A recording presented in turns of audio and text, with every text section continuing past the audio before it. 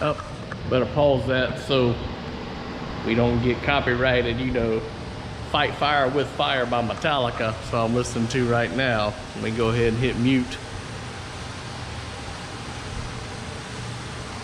Anyway, cool album. If you haven't listened to Ride the Lightning by Metallica, that's what I'm listening to today while I work on the Mach 1.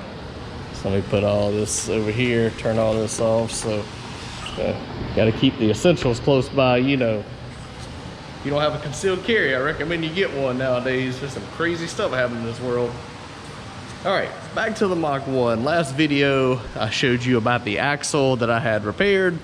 And one thing I didn't talk about was the rear brake caliper on this car.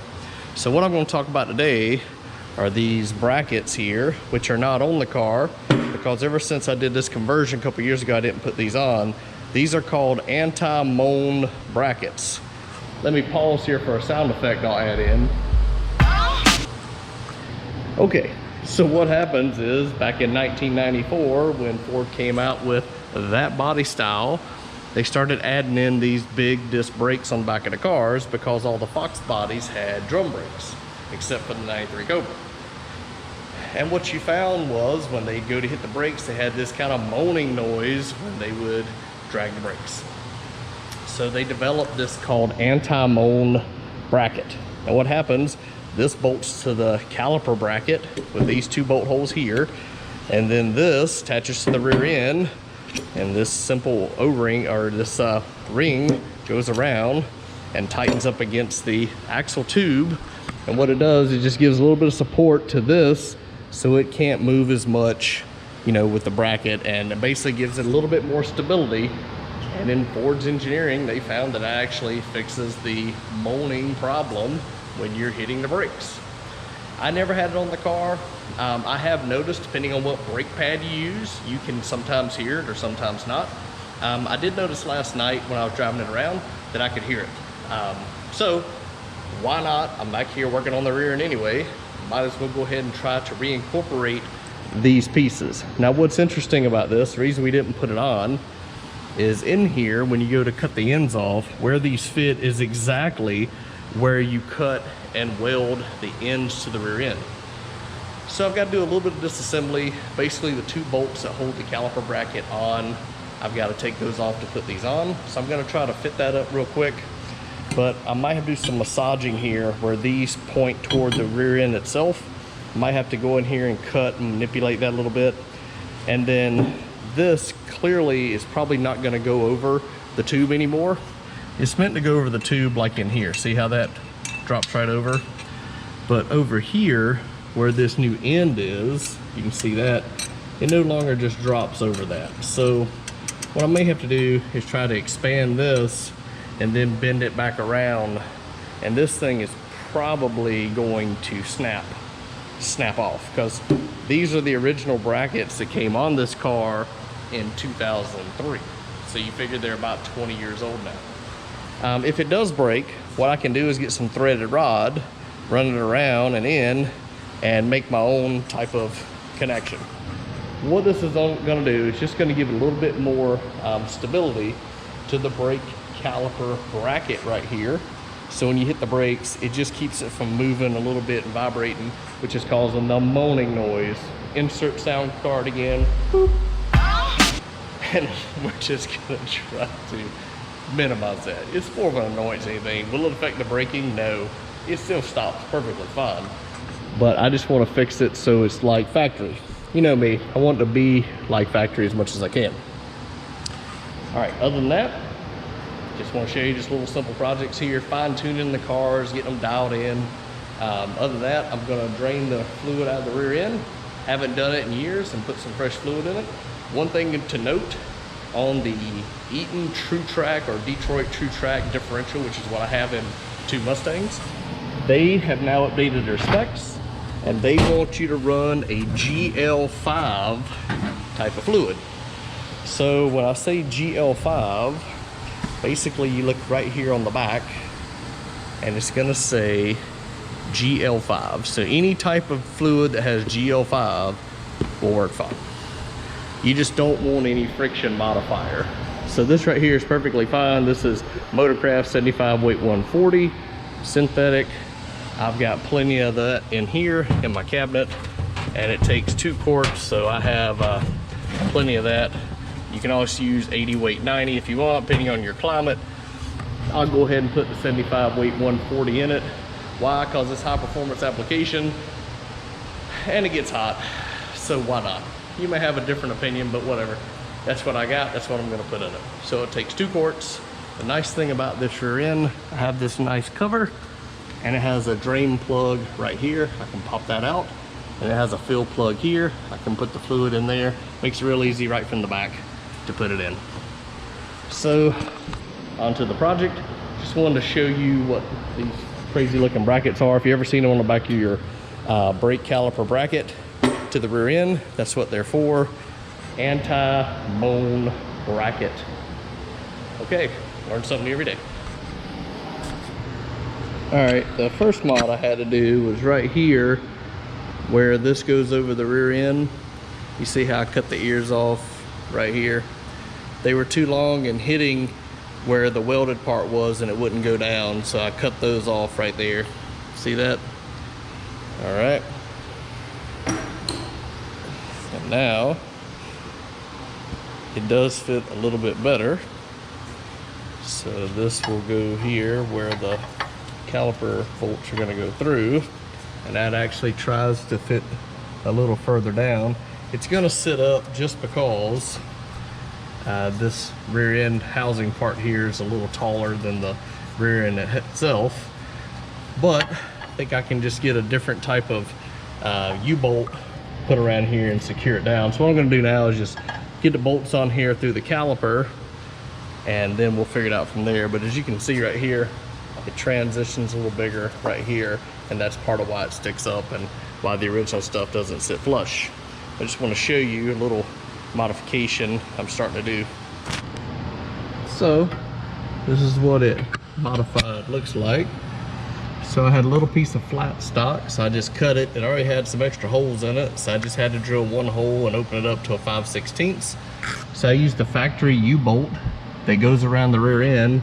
Unfortunately, because of the width of the welds and everything down here, I couldn't get it to go through the factory holes here and tighten up. So what I did was I just moved it over to here, got me this flat piece of stock and cut it, and then ran the bolts through, put the nuts on it, put a little anti-seize on it just to help it, and now all I have to do now is tighten it down. And what it's going to do is take this end of the bracket and pull it down to the rear end so it doesn't flex, and that's going to be what secures this. So before it just secured it through here, and now I'm just making my own to secure it through there. So it's the same principle, just had to move it over. Once everything's in and tight, I'll take a little black paint and spray it here, and you'll never know it. But this is using the factory design where it bolts here to the back of the caliper and holds it off, and then connects it here to the rear end, and this should fix the problem. But again, when you weld the rear end pieces here that hold the bearing on the outside, it makes it so big it just doesn't fit properly. But a little ingenuity, you can make it work, and that's what I'm doing here. So I'll duplicate on the other side later, but for now I just want to show you this is what it looks like. And if you'll notice, it looks like washers in between here. Those are actually spacers that space this. When you put this on, you have to space it just right. And what you want to do is you want to line your rotor up so it's right in the middle of this. So if you look, I've got the exact same clearance left and right between the rotor. So what you put a lug nut on the out here to get it tight. You get everything tight here. You want to make sure your clearance between the rotor and the bracket here is the same on both sides. And that's it, you're ready to go. So I'll tighten this down. Once that's tight, I'll shoot it with a little bit of paint, put my brakes back together, and this project is done. Anti-moan brackets will be engaged. Hope you enjoyed this quick little project. Before I get it down, I'll go ahead and change the fluid in the rear end like I told you with that GL5, which is what the Eaton True Tracks like to have. And then this car's ready to go. Ready to go out and tear the streets up. Maybe I'll actually mount the GoPro on the side this time, one inside, one outside, so you can see me grabbing gears and burning tires. Sure you'd like to see that. And just like that, tighten down a little black paint. If I didn't tell you, you really wouldn't even know it. Good to go. Now slap the brake pads and the caliper back on, throw the wheel on it, and it's ready. Just wanted to show you that little after with a little black paint and tighten down what it looks like. All right, you wanted some driving videos? I'm driving. Just got through doing the service on the car with the anti-moan brackets on the back. The axle's in, changed the differential fluid in it, put some new GL5 fluid in it, got rid of the Royal Purple that's been in here for years, which really I didn't like. It had friction modifier kind of in it too, which True Track came out and said not to use that in their diffs. So anyway, long story short, we now have a lot of tune-up stuff done to the car. The rear end is super nice and quiet now. When I pulled out, it's super quiet now. So I think between the axle being repaired, the new axle bearing on it, the new fluid change, everything seems to be pretty good.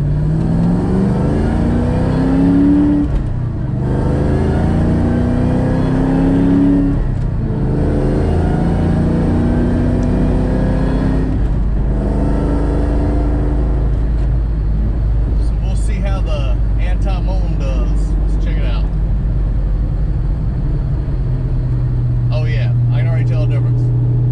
Just the other day doing it, you can hear it even at like going 50 right now. So let's slow all the way down and see what happens when I come to a stop.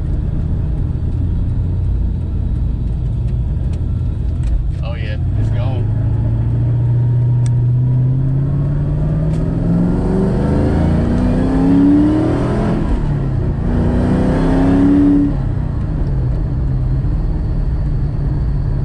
Of course, it never fails, a car turns in front of it.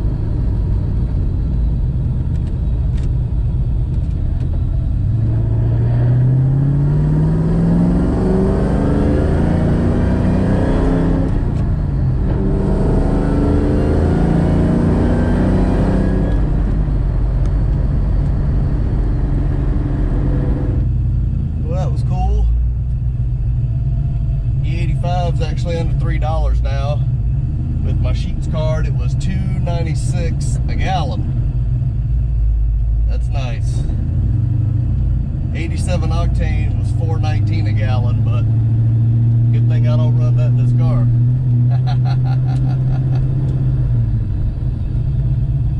So now we're full of E85. Car's running great. Brakes working good. Rear end's nice and quiet.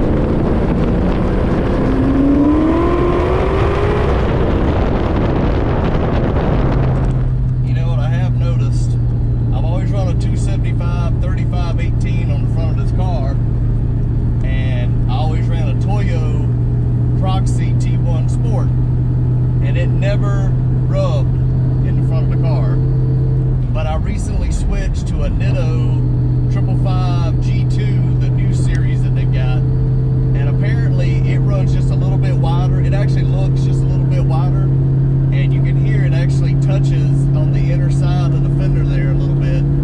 So one of those things you don't know. You run the same tire size for years at one brand and it's fine. You switch over to a different brand and it's a tick wider, enough that it actually rubs a little bit. So not much I can do about it. The Lawrence springs I've got aren't really adjustable. I've got brand new rubber isolators and stuff on it, so there's no really, you just gotta live with it type of thing.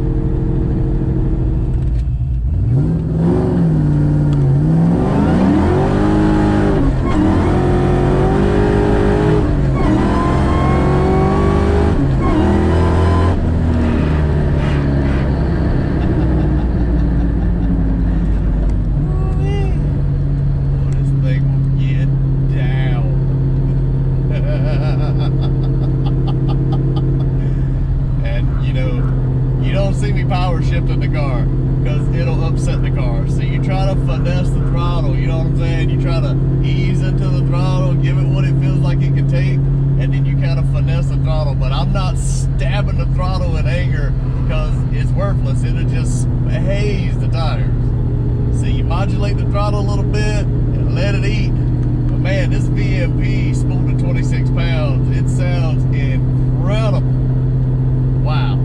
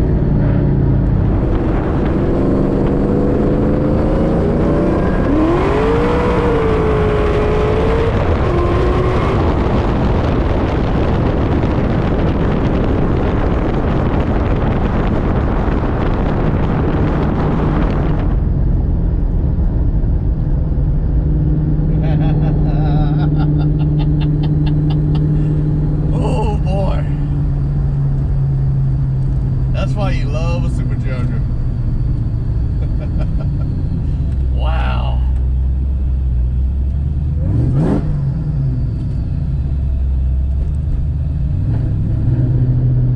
Alright, so that'll pretty much be the end of this video with the Mach 1. Just out a little cruise to go get some fuel.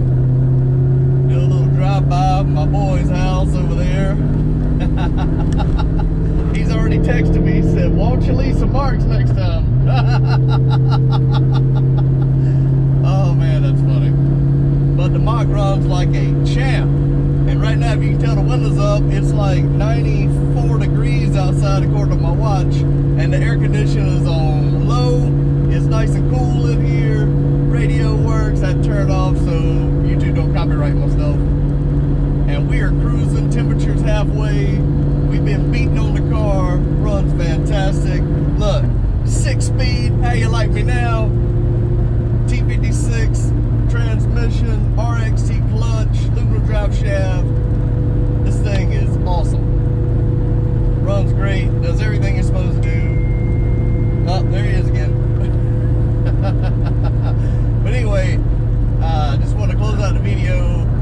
This is probably one of the most fun cars I have built in the history of me messing with cars since I was 16 years old. I've had Camaros, Buick Regals, Ford Probes, Chevy Berettas, all kinds of stuff. Impala Super Sports. Most of you know me by Mustangs and most recently a Dodge Charger, but I've had a bunch of stuff over the years. But this Mach 1 is probably the most fun car. It is unique the way it looks. It's crazy the way it runs. It's fun to drive because it's a stick millennial anti-theft device. You know, it is just a fantastic all-around super driver. You can drive this thing every day if you wanted to. And it runs on E85, so it's right now it's the cheapest fuel you can buy. And you can have all the boost all the time. And it's got some cams, so they're noticeable.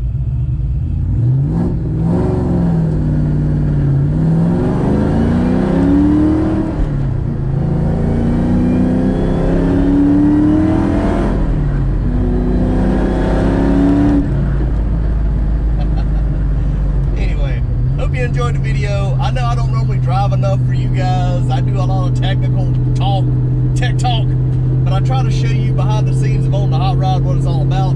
But this is what it's for, so you can go out there and drive it, beat on it, and enjoy it. Till next time, thanks for hanging with me.